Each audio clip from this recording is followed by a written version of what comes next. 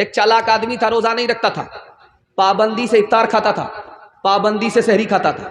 بیوی سے کہتا میں روزے سے ہوں فلوری بناؤ، بیٹی سے کہتا تھا میں روزے سے ہوں پکوڑی بناؤ. اور جب بھوک لگے پیاس لگے تو کرتا کیا تھا؟ لنگی اور گمچھا لے کر کے دریا کے کنارے آتا اور ڈبکی مارتا، منہ کھول کر کے جی بھر کے پانی پی لیتا تھا.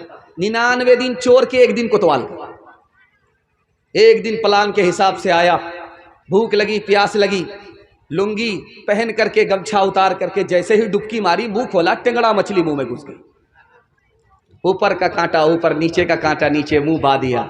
ڈاکٹر کے پاس جب لایا گیا تو کہا کس منحوس کو لے کر کے آئے ہو؟ مچھلی کا کچی مچھلی منہ میں اور کانٹا اوپر اور نیچے، بات کیا ہے؟ تب لوگوں کو سمجھ میں آیا گھوٹالا کرتا تھا، روزہ نہیں رکھتا تھا، پابندی سے افطار کھاتا تھا، اوپر سے پھٹ پھاٹ تھا، نیچے سے مقامہ گھاٹ تھا. ایک خاص بات بتانے کے لیے جا رہا ہوں. اعتکاف کے لیے 20 رمضان میں آدمی نہیں ملتا. ڈھونڈیے پورے محلہ میں کہ کوئی ایک آدمی بیٹھے، ایک جوان نہیں ملے گا آپ کو. کیوں؟ موبائل دیکھنے کی فرصت ہے اس کو، نیکی کمانے کی فرصت نہیں ہے. اب کس کو ڈھونڈا جاتا ہے؟ ڈھونڈ کر کے ریٹائرڈ بوڑھے کو لایا جاتا ہے، جو پورے محلے میں سب سے زیادہ ریٹائر ہے. اس کو لا کر کے بٹھایا جاتا ہے کہ آپ تو فری ہیں، بیڑی پیتے رہیے گا، اعتکاف میں بیٹھے رہیے گا. اب ان کو لایا جاتا ہے.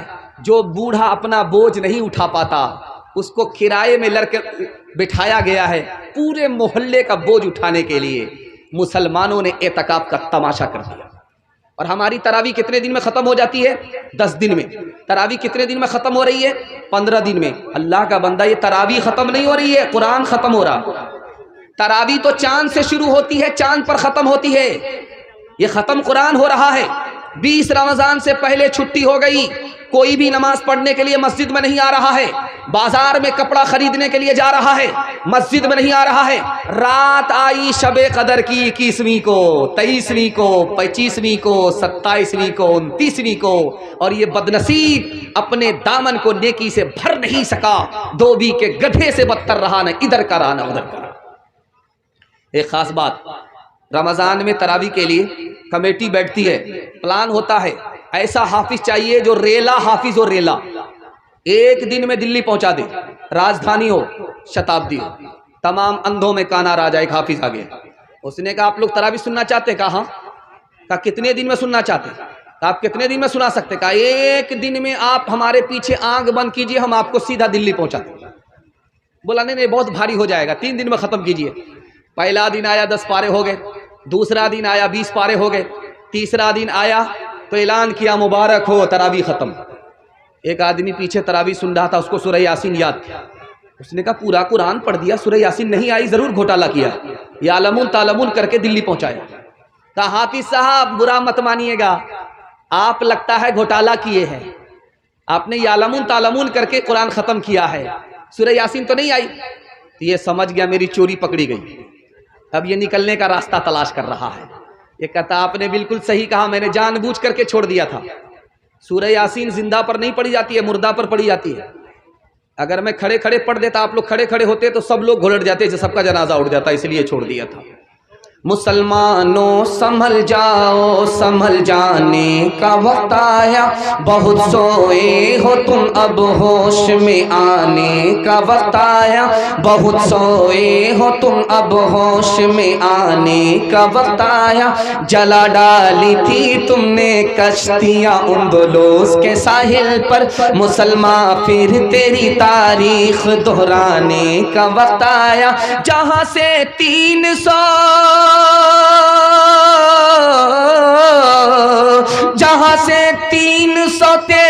چلے تھے تم مسلمانوں، انہی ماضی کی راہوں پر، انہی ماضی کی راہوں پر پلٹ جانے کا وقت آیا، انہی ماضی کی راہوں پر پلٹ جانے کا وقت آیا.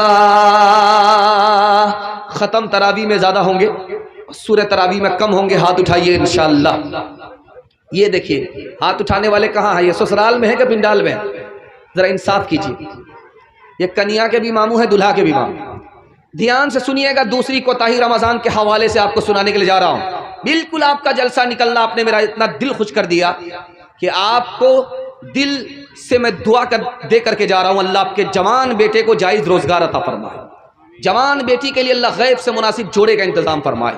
دھیان سے سنیے گا دوسرا نمونہ، رمضان کے مہینے میں ہم لوگ روزہ رکھتے ہیں، بھوکا رہتے ہیں، پیاسا رہتے ہیں، اور کب تک رہتے ہیں؟ جب تک سورج ڈوب نہ جائے۔ اور جانتے ہیں ایسا کیوں کرتے ہیں؟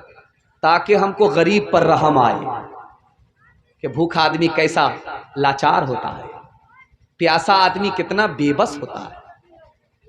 ہم نے روزہ رکھا، صبح سے لے کر کے شام تک بھوکے رہے، پیاسے رہے، اور غریبوں پر ہمیں رحم نہیں آیا، ہمارا روزہ بے اثر ہو گیا۔ اور جانتے ہیں ہم فطرہ کب نکالتے ہیں؟ سیدھے عید کے چاند میں فطرہ نکالتے ہیں۔ اگر غریبوں پر رحم آتا تو آپ پہلے فطرہ نکالتے، اور فطرہ میں آپ کیا دے رہے ہیں؟ ساڑھی دے رہے ہیں، لنگی دے رہے ہیں، گمچھا دے رہے ہیں۔ اگر آپ غریبوں پر رحم کھاتے تو آپ کو پیسہ دینا تھا، پیسہ دیتے، پیسہ میں 50 ضرورت پوری ہو جاتی ہے، لنگی سے دوائی کا مسئلہ حل نہیں ہوتا، گمچھا سے بھوک اور پیاس کا مسئلہ حل نہیں ہوتا۔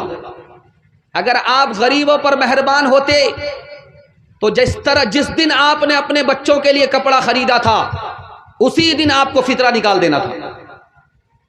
غریب کو آپ آج رمضان پر نوازتے تو اللہ آپ کو سال بھر نوازتا۔ غریب پر اگر آپ مہربان رمضان میں ہوتے تو زندگی بھر خدا آپ پر مہربان ہوتا۔ جانتے ہیں یہ مال کیوں نہیں نکلتا؟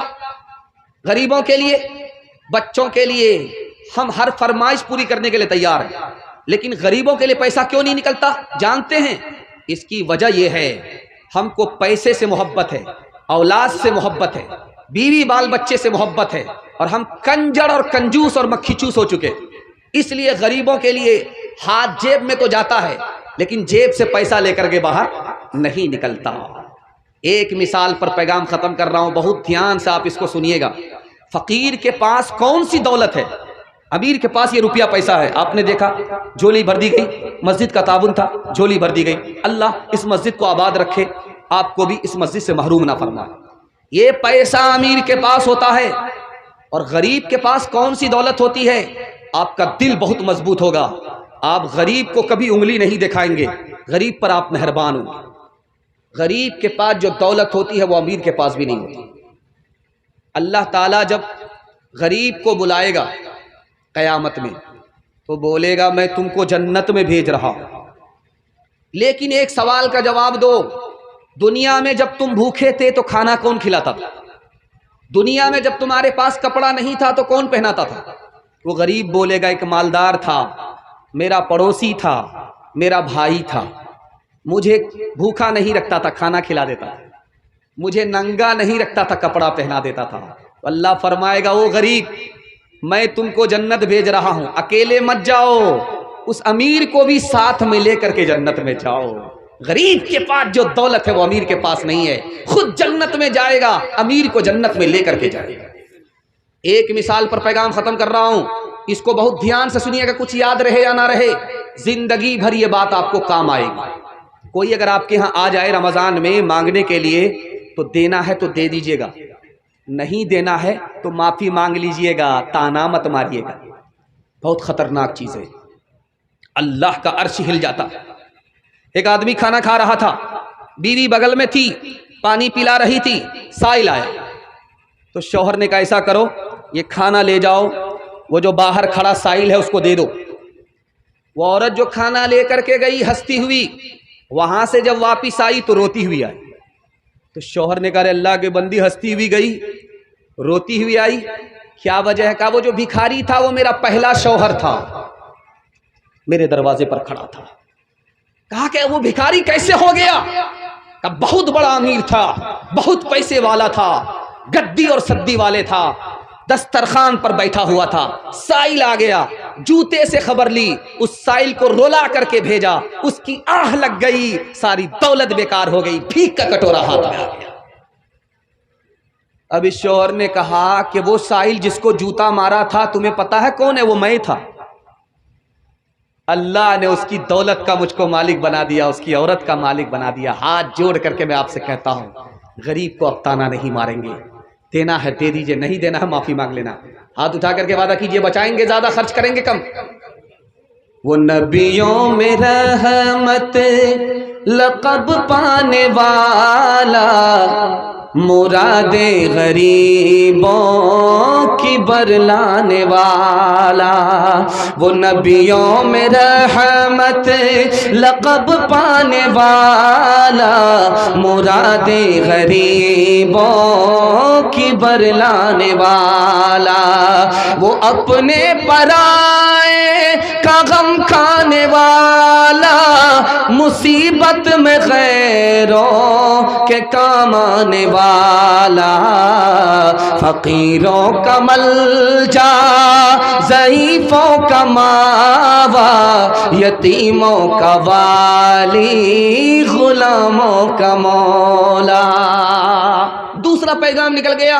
اب ایک تیسرا پیغام، اس کو دھیان سے سنیے گا، سامنے رمضان ہے اور آپ کو اتنا فائدہ ہوگا کہ آپ ہمارے لیے زندگی بھر دعا کیجیے گا۔